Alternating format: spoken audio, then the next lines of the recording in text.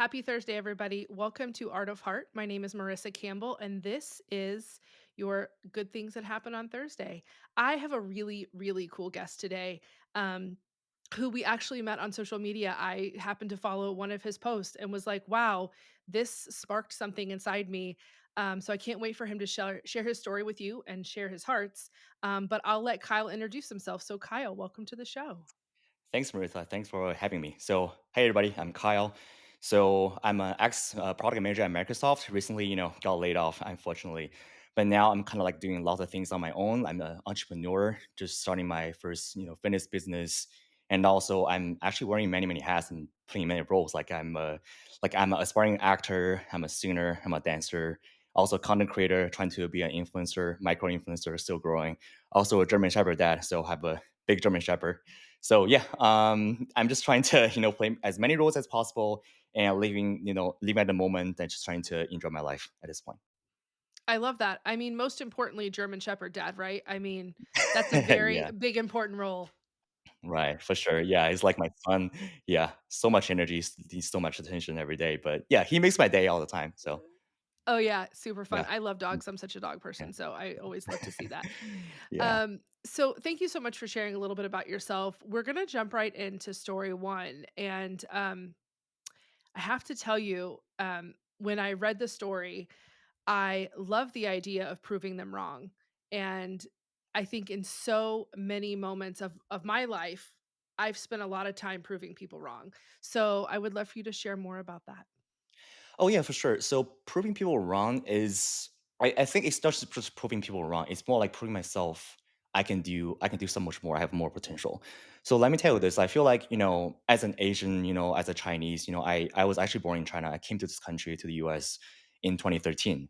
So, there are a lot of stereotypes towards, Asian Chinese, like, for example, like, you guys are good at math, good at physics, and I am good at math and physics, but also I just don't want to be labeled that way and also feel like, oh, you're good at math, though you're not good at physical fitness.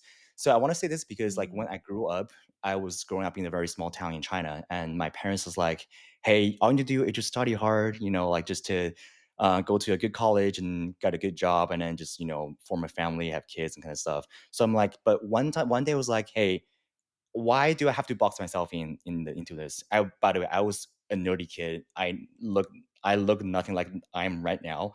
Um, and I was probably pretty good at academics. I was like ranked as like 0.1% in my class. But that time was like, hey, like what should I just like follow their what they want me to be, in the future, or should I actually just find my own passion and break the stereotype? And what if they say like you're just good at academics, but can I be good at other things like physical fitness and any other things? So that time was like maybe I should try some other things. So I decided to just to explore other opportunities. So I came to study abroad here in the US. And for the first year, I joined the Army ROTC program. And then I actually, because I started lifting weights, a year before I joined college and already have some, kind of, some sort of physical activity going on. So I did the APFT test, which is the Army Physical Fitness Test. So I actually got the highest score in the entire battalion. So that was actually pretty, Really? pretty good. Yeah, I was called a PT king. So I did like so three things. There was like push-ups, sit-ups, and 2 mile run. I did 135 push-ups in 2 minutes, and 100 sit-ups in 2 minutes, and also 11 minutes 30 seconds for the 2 mile run. So as an international student from China, I was able to do this, and I was the only international student in the ROTC program. So I was pretty proud of myself. I was like, you know what? As an Asian, as a Chinese, I could do so much more. So that time, that moment was actually helped me to think that maybe it's time for me to explore other lanes. So when I was in the first year in the US, I explored other things as well. Like I started to, train Brazilian Jiu-Jitsu. I started to, you know, train the mixed martial art. I started to, play rugby, play, football, and start to learn, snowboarding and surfing and all the kind of stuff. And I feel like if I just work hard and try and do what I like, what I have passion about, and I can succeed. So that time just helped me to realize that I can be, I have so much more potential. Like I just don't want, people can put a label on you. People can put a label on me, like say you can only do something, you cannot be anything else. But I just want to prove them wrong that, just don't put stereotype on people. You can be so much more. So that time I realized that. you don't want a limiter put on you. Like, it's almost like Exactly. Yeah. if you're good at this one thing, well, that's what you do. And you're like, wait a second, I can try something. And I'm sure you've tried things that you're like, hey, that's not for me. But as you try things Yeah. and you put that same Yeah. framework of skills and methodology Right. that you put behind your studies, you put Yeah. into something that you really enjoy, which is, athletic, physical fitness pursuits. And Yeah. and as we I know for me too, like I definitely there's things I'm really not good at. Like, I'm not good at math. Like, you and I would probably be awesome together because you can do all the math and I'm doing none of it. Mhm. Yeah. Um, but there also then you box yourself in because what if you actually like those other things, but you never Exactly. stop Yeah. to try them? Yeah. So one thing I do want to mention here, I think that's a great point, Marissa. Like, it's not something like anything I can try. Like, actually, last week, actually 2 weeks ago, I was trying breakdancing, and I was so bad. I was so bad at it because I'm so heavy. I'm so heavy, and all those things is like I sweat so much, and and my hands were so sweaty. I couldn't even put my hands on the floor. It started to slip. I'm like, there's no way I can do that. So the entire class was like, I was so confident walking the classroom. It's like, you know what, I can do anything. But then I was like, you know what? I'm just gonna quit because there's certain things, I just can't do. I'm not saying like, you can achieve anything, do whatever you want, but basically, have make this well-informed decision and know what your strengths are, know what your weaknesses are, and make the right decision. I think that's the important thing. But you tried and you're still trying. You know what I mean? Like, you Yeah, didn't just yeah, say, "Oh, I'm a grown up now. I can't try new yeah. things," or "I can't." Mhm. You went to a breakdancing class, and whether you liked it and whether you were good at it or not, you Yeah. tried, you know? Exactly. That's so cool. Yeah. And also this whole dance thing, I know I'm supposed to mention it for the third story, but I just wanna mention it real quick. It's So okay. because like, one thing is like many people say like, muscle man can't dance. That's also a stereotype, right? Because like you're so Mhm. big, like you're not flexible. Like what are you talking about? What are you thinking? Like you're trying to dance? Come on. And for me, it's like, when I was still working at Microsoft, I have this very good coworker, very good friend still. Her name is Catherine, and she's a part-time dance instructor at Microsoft. And then one day she's like, "Hey Kyle, I'm hosting a session. Do you want to join? Just come support me." I'm like, come on, no way. I'm not gonna go dance. I'm a big guy. I'm a muscular guy. I'm gonna embarrass everybody, gonna embarrass myself. But also, at the same time, I'm like, because I'm also an open-minded person, right? Because I'm like, don't put label on myself. I'm like, I was just going against myself. I was going against my own principle. So you know what? I'm gonna go give it a try.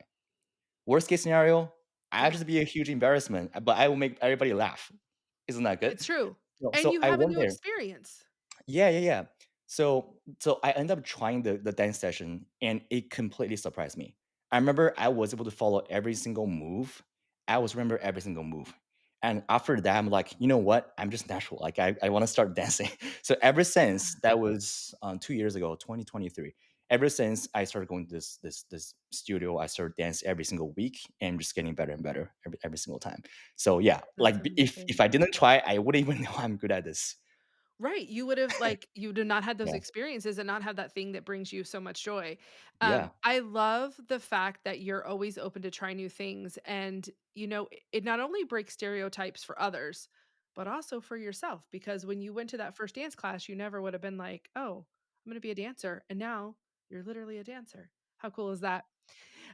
So your heart that you described is so vibrant to me, and I absolutely identified because there's been more than one time in my life where I felt this kind of um this feeling, and I want you to describe it for listeners today. So I would say whenever I'm doing all these things, I feel like my heart is like a molten core, like, with flames, all this passion, like all this passion with flames burning from inside and outside, and like it's like a rising phoenix, if that makes Yeah. sense. Full of passion, full of determination, and just like, my fuels are all these things I wanted to try and do in life. And every time I do it, I just feel more passionate. I just feel happier. So I would just my heart as, like a molten core with burning flame and with a rising phoenix above the ground. I love that, and there's so much symbolism, right? Like, Yeah, when you yeah, think about fire, like, you think about, like, not only warmth and transformation, but, like, there's so much depth to fire, and when you're trying all these new things, it's sparking that thing inside of you, that life force. It's giving you that life force, and that description I think is rad, and I totally loved it. yeah. Thank you. Yeah, That's awesome. Thank you for sharing that.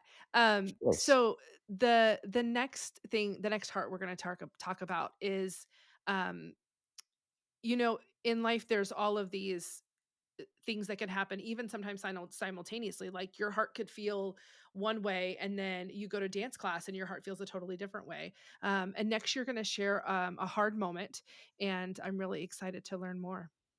Yeah, so my content for all those who have seen my content, you can see myself as a very confident, just like worry-free kind of guy. But actually, life is not that easy.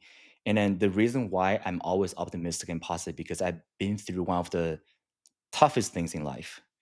One thing I haven't mentioned before was like, I'm actually a VMI graduate, so Virginia Military Institute, graduate from there, and I believe is one of the toughest, college in the nation or maybe in the world. Um, so like I mentioned, so the first year in college, there's actually another story. So basically, the first time I applied for VMI, I didn't get in, so that's why the first year in college I was in UCSD, University of California, San Diego, because I was trying to apply again, but the first year I was there doing Army ROTC. Um, so when I first joined, I didn't know the first year was so hard, so tough. I was like, it's just gonna be like similar as Army ROTC. Everybody was so friendly, so welcoming, and just like physical activities, and then academics, and what's gonna be more than that, but which is completely different. So the first year is called the rat line, where we're called rats. You're We don't called have a rats, like we're called a rats. Yeah. scampering rat. Yeah, the Okay. rats, little mouth and the rat, big rats, yeah. Okay. We don't have names. So if I talk to you, Marissa, it's like, "My name is blah," I can't say my name, I have to say, "This rat." This rat's name is Rat Zhang. I cannot say, "This is my cup, this is my laptop." I have to say, "This is this rat's laptop." If I say "my" or "I," they will ask all of us to stand in front of the mirror and say, "This rat is a rat." They will ask you to forget your name. That's how tough it is. They Are take they away trying are they trying to break you down they're trying to to break you down. rebuild you? So first when I was yeah, first when I was going through this, I was so confused, like, why would they even do this? But then realized, every single year when I was a sophomore, junior and senior student, when I was the cadet commander, I was like, every single year I have different perspective towards this. First year was like confusion. Second year was like, hey, you know what? All these rats, this is my time to bully you. And Yep. then third year when I was actually a commander, and I was like, I was thinking about this in a higher level. But to me, I think the whole experience is for them to break you down. It does not matter who your parents are. It does not matter how rich you are. It doesn't matter how poor you are. You all start from the same point. This point, you have no name. You're just Wow. rat this. You have to work with each other. You have to earn your respect. You have to earn your privileges. The privilege I'm saying here are the all these things that we as normal human beings we take for granted. For example, eat in a certain way, walk in a certain way. Your name, your phone, your laptop, your tablet, your freedom, all these were taken away from you. And they took it from you because they want to break you down and makes you to earn all these things and realize all these things are you shouldn't take for granted. You should earn your respect. Do you think too that, like, when you don't have a family, you don't have a support, you're not whoever you were before, right? In those really hard moments when you are having to relearn, right? Doing the hardest things I'm assuming you've ever done, with that the breakaway of your identity. Did you feel different when you were going through the process? Like, did you question who you were? Did you question why you were there? Did you question, like, what, can I leave? Like, it's not like you could have left, right? Yeah.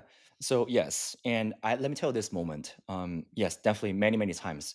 The first week is called the Hell Week. That's the toughest. The Hell Week is like 18 hours of basically standing on your feet and all the training and stuff. But let me tell you this moment, because we were taking away the watch as well, so we don't know what time it is during the day.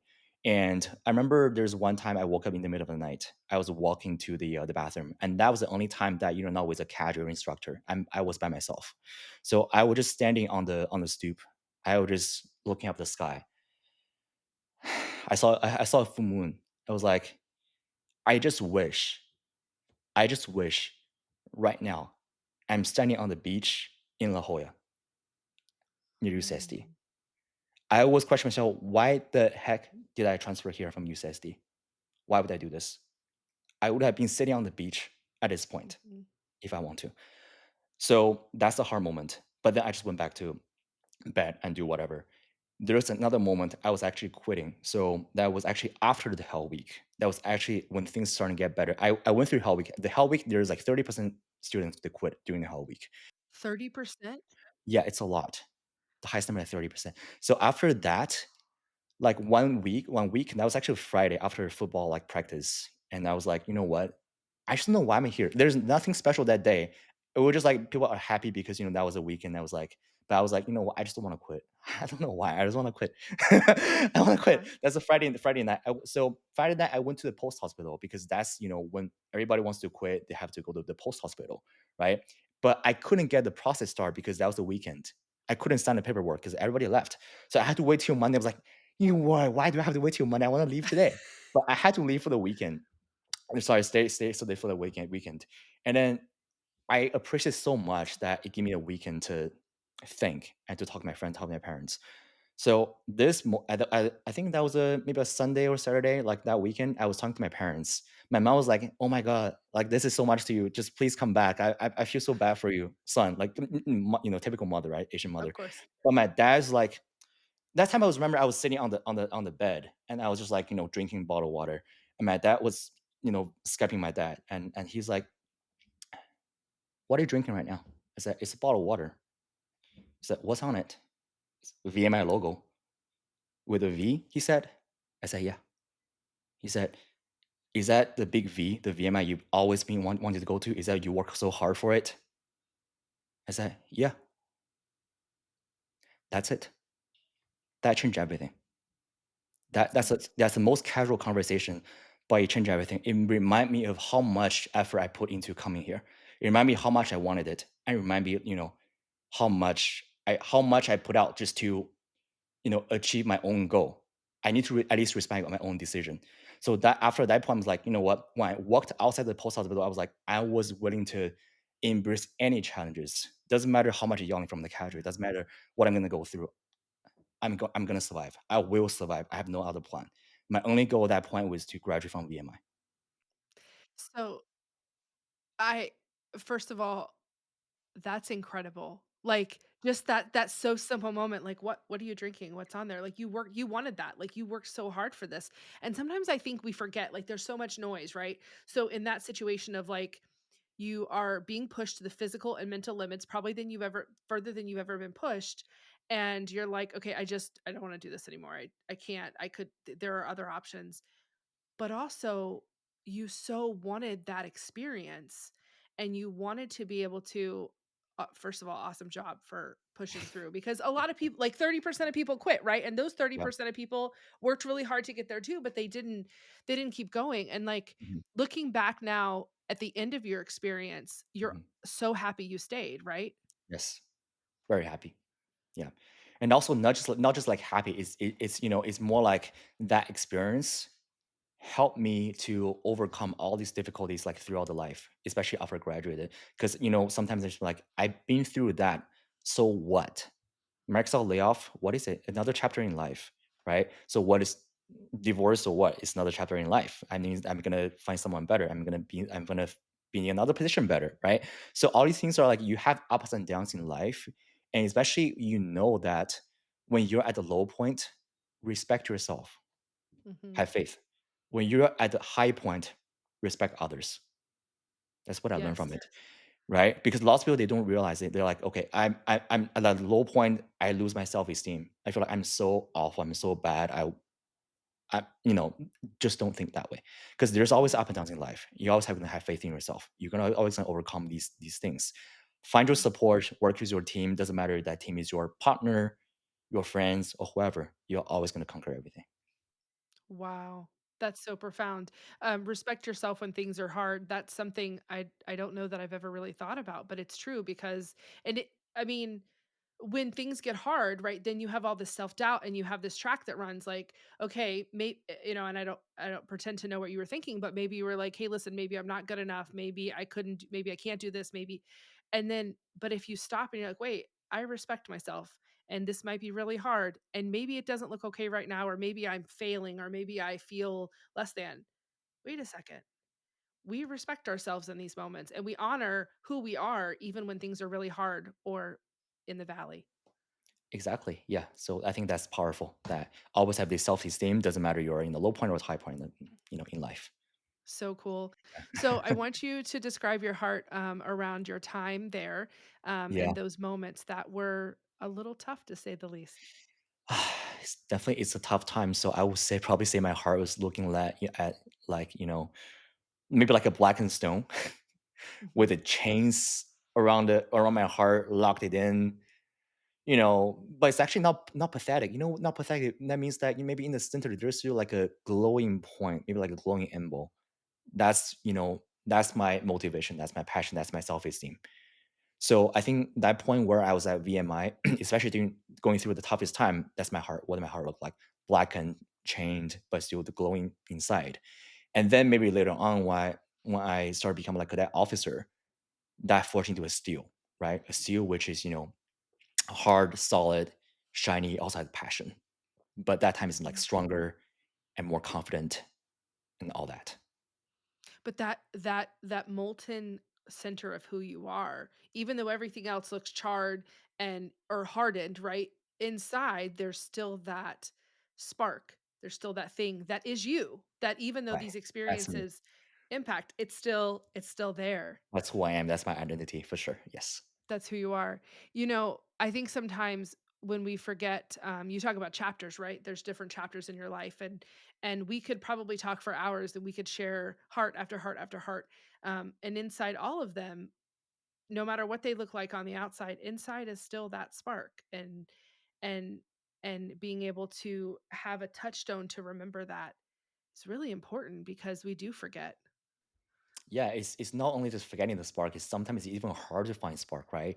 Imagine like sometimes you're in life, like how often do you actually find a spark and actually just go 100% to go for it, right? It's hard. So when you have the moment, definitely go after it because it's so rare to find that spark. It's so Yeah. rare, and Yeah.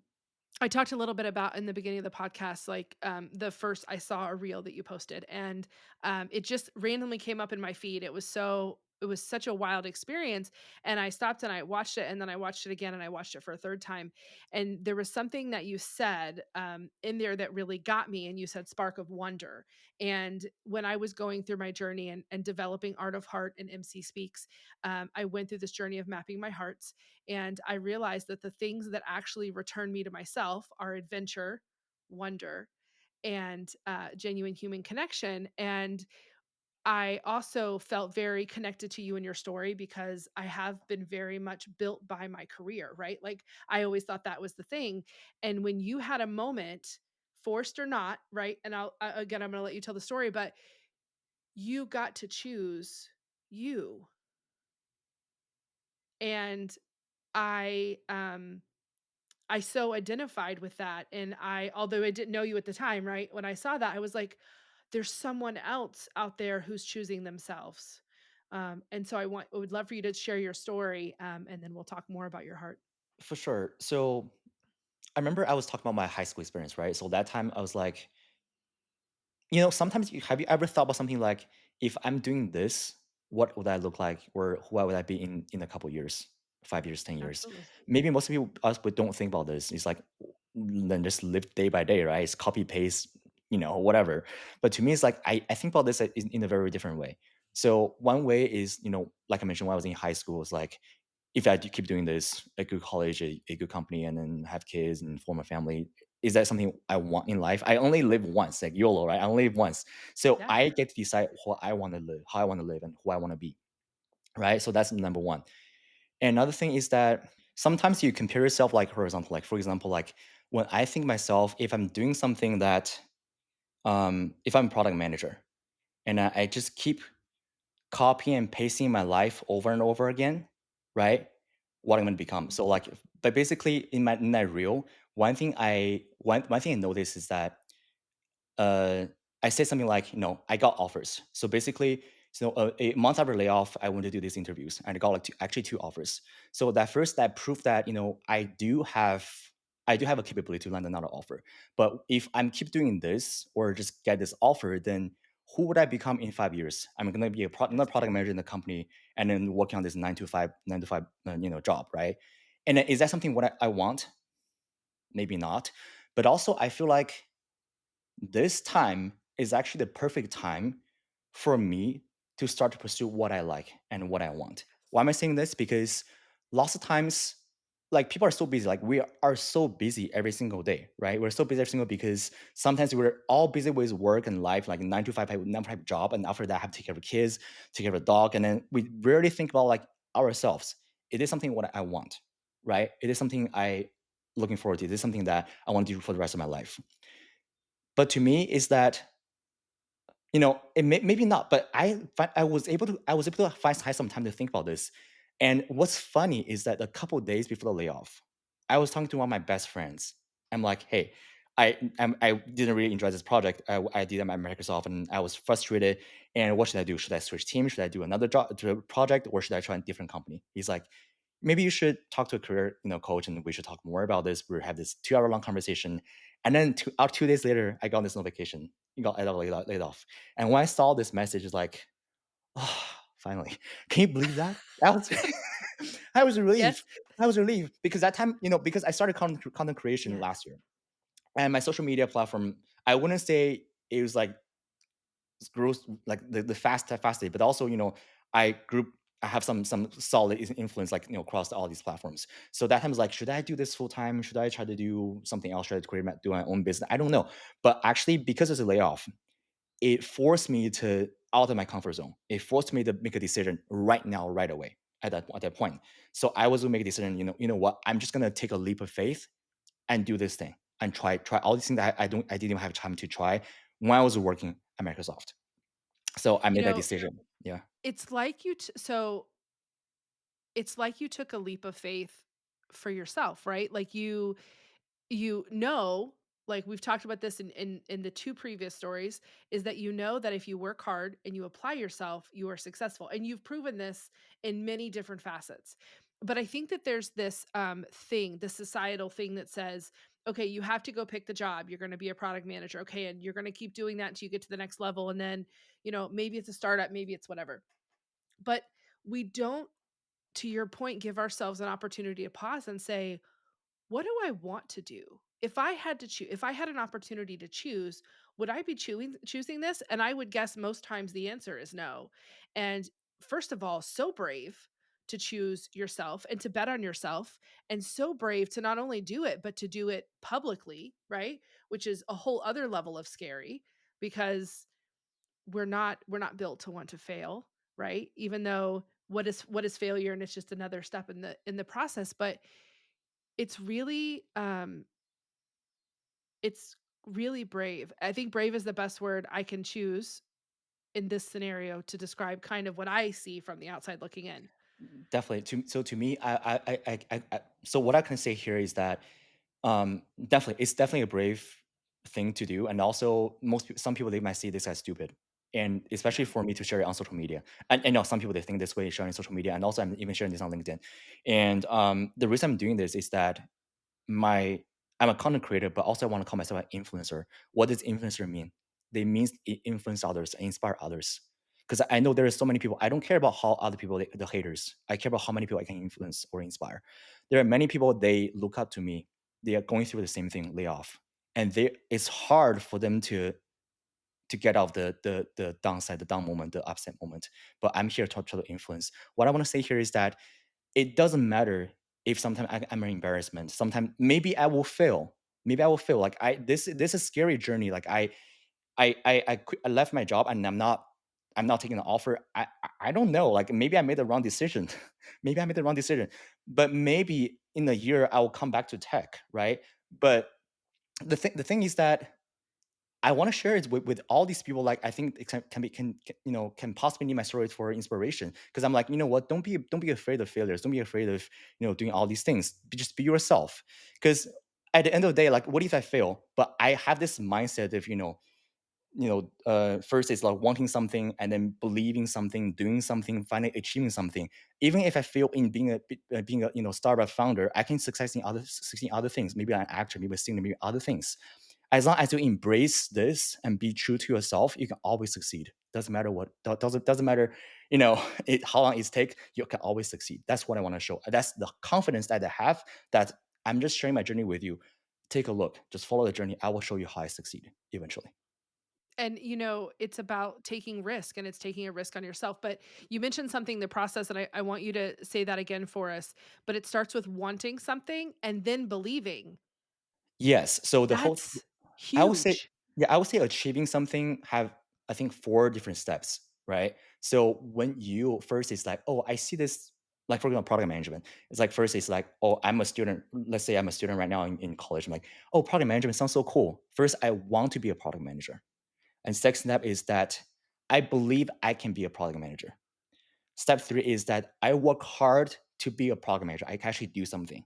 And number 4 is that I am a product manager. And this product manager can be anything. Like you can just switch the term with anything else.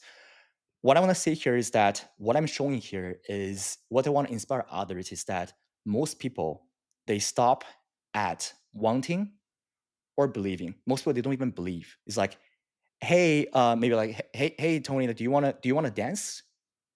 It's like, no, I'm not a dancer. I can't dance. You don't even believe that. You want it, but you don't even believe that. What I want to say here is that if you want something, believe it. Everybody want to be rich. Everybody spend like hours searching how to be rich on the computer. But Mhm. it's like, okay, this is too hard, cross. This is too hard, cross. But very few of them actually do something. You want to start a business today. Like actually Yep. start today and do a business. If you want to build a website, build it today. You want to build an app today, right? So that's what I want to say. Execution is very important, and that set you different from other people, and that's the key to success. So I think for these 4 different things, it's like execution. I think is very, very important. And I want to show others is like, even though my future is uncertain, but at least I'm keeping myself busy every single day. At least I believe myself and I'm trying to be productive, self-improve, invest in myself, and do the right Yes. thing day by day. Yes. Day by day. And the truth is all of the future is uncertain. I've worked for big companies, I've owned my own companies, doing this crazy venture. It's all uncertain. But if you're staying true to yourself and you're honoring yourself and you're always going back to that thing which is you and what makes you happy and how can you contribute? Like you talk about like inspiring people. Like if you could inspire one person through your story to be like, "You know what? It's okay that I got laid off. There is more to life. Life does not end here with this separation." Or if you can inspire someone to say, "I really want to try dance." Like that's amazing, and I'm sure brings your heart all the joy. It does. Like actually, when I first started content creation, when I just have a few hundred followers, I've already receiving DMs like the other people ask like, "Hey, I think your stories are so inspiring." Those things actually make my day. Yeah, Like the thousand like 100,000 growing like followers doesn't make my day. Those DMs that said your story yeah, is inspiring, thank you for sharing. Those make my day because I feel like okay, that's what influencers should do. That's inspiring others. Just like make me so happy. I love that. Yeah. That's so cool. So I wanna have you describe your last heart, and tell us what it looks like. Yeah, so it's gonna be a tough one. Let me think. Since you mentioned the real, and then all these things I want in life, the burning heart and sparkle wonder. I would say the last heart I would describe is imagine the sparkle wonder. Those like blinking star, like in the night Uh-huh. sky. But for me, is that I have so many wonders. So I would say like so many sparks. So lots of these sparks in the dark night and then it just light up the sky. I would say that. So it's curiosity, passion at the same time. You don't feel lonely because you have so many Mm. sparks, joining you with the journey, and you're just happy, full of joy, and be true to yourself. I love that so much. So, one last question for you is if you had one piece of advice to share, what would it be? Oh, that's a tough one. If I have to pick one, so I think I already like said a few. Like for first of all, basically is to don't put a label on yourself, right?